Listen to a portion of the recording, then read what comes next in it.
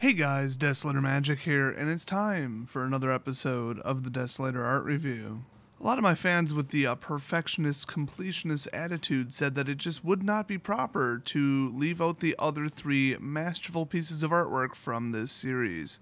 But first, breaking news that happened around April.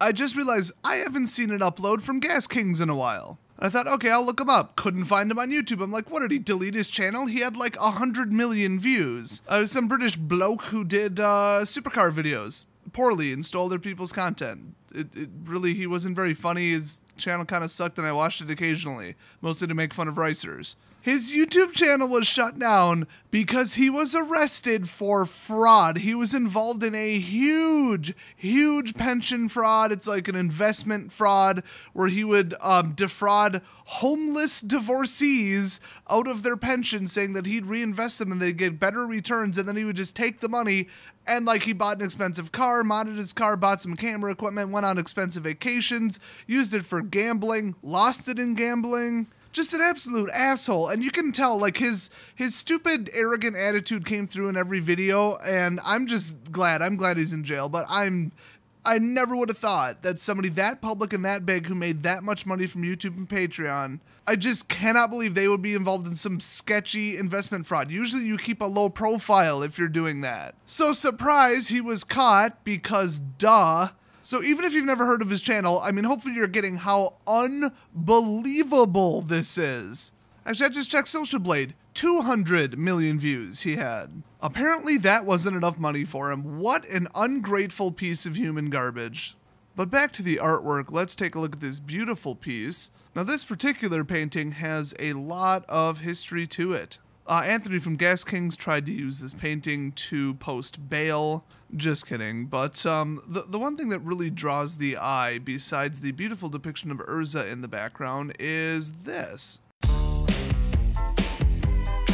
can't touch this. The hell are you doing in parachute pants, Whitey? What even are those? You look like a cross between a genie and a European fashion show. I mean, you're just kind of glancing at him and you're like, oh, Levi's, a classic look. What happened with that seam? Wait a minute, are those boots? Are those butt-high boots? Oh, God, please tell me none of you are going to make that a real thing. Please do not make that a real thing. Although you could call them high thighs or thigh highs. I don't know which way would sound better. But he's got his little Jace-ified Jace logos on him. Look like they were put on with a paintbrush poorly by a drunk chimpanzee. You know what? I'm over the pants. Let's take a waltz on over next door to, what the hell is this? First of all, who wears a cape anymore? Secondly, really? You had to go with the, like, medieval flag points? And third, how and why is it translucent? I'm not even sure if I'm more interested in the how or the why. You know what? I think I figured it out. If you zoom out, it's kind of a rain poncho, and maybe it's just one of those cheap plastic ones. I mean, it's just a hood. It doesn't even have sleeves. It's like one of those ones they give out at the NFL games. It's just like, yeah, I'm in a trash bag with a hood on it. I get it. Like, I should have packed better. Whatever. These were free. How did he get his little markings on it? I don't know. I suspect it was the same chimpanzee that painted his pants. Honestly, I don't know what's going on with this whole section right here. I mean, it just looks like a bunch of needless stuff. Maybe it's magical. Maybe it's decorative. Maybe it's just there because he's, just too manly to carry a purse. Yeah, that would be it. It's okay, Jace. You can be manly in other ways. But honestly, it just looks like a bunch of crap that could catch on something if you're running up some stairs.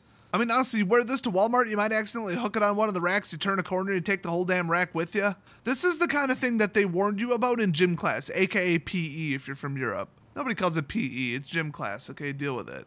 And it's rummage sale, not garage sale. And it's bubbler. Look up the original patent. And if you say coupon instead of coupon, that's fine. That's fine. I'm just going to break into your house, find everything that you love or care about, put it in a pile, pour gasoline on it, and light it on fire. Hey, speaking of a gasoline fire, what's going on with that hair? I'm surprised more people weren't shocked to find out that Jace is actually Billy Joe Armstrong this whole time.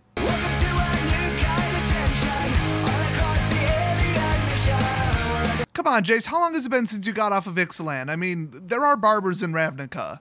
And I mean, I'm no makeup tutorial YouTuber. As far as you know, you people still don't know what my third channel is. It's actually ASMR. Just kidding, it's not. But I feel like his eyeliner, it's going a little vertical. It's a little too noticeable. It's a little too in your face. And I mean, I don't want to go too gay with this, but those eyebrows need a little work. Not too much, just a little. I mean, you don't want to look too fabulous, but I mean, he looks like a homeless grandfather. Speaking of homeless grandfathers, Ursa's in the house.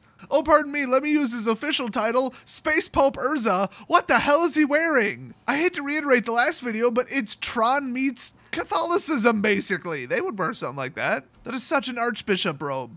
Hey, it only took me 4 takes to say that word correctly. Oh, you think you're so damn talented? You say archbishop. You say it, I dare you. By the way, that hair, okay, if anybody knows how he gets that much volume and that much lift, like, hit me up, I will buy it. I mean, I don't usually wear my hair up, but, you know, I might try something new. I actually just got a haircut today. By the way, did nobody notice that he's basically wearing, like, Japanese hand wraps or, like, burn victim hand wraps? It's definitely an anime thing. And he's, holding, although that might be a little generous, 2 scythes. Or actually, I've been told that that's not the name of the weapon that the Grim Reaper uses. It's not like a sickle either. It's just everybody calls it a scythe, but it faces the wrong direction, or maybe they're all just drawn wrong. I don't know. That's a whole thing. Just go to that one guy's YouTube channel where he says, "Matriculations," and ask him what's up. Well, maybe the double scythe action is how he dispenses justice in the Space Pope court. And if that was a show, I would watch it. Seriously, if there was an Ursa double scythe death robe Tron crossover anime, you know you'd watch it too.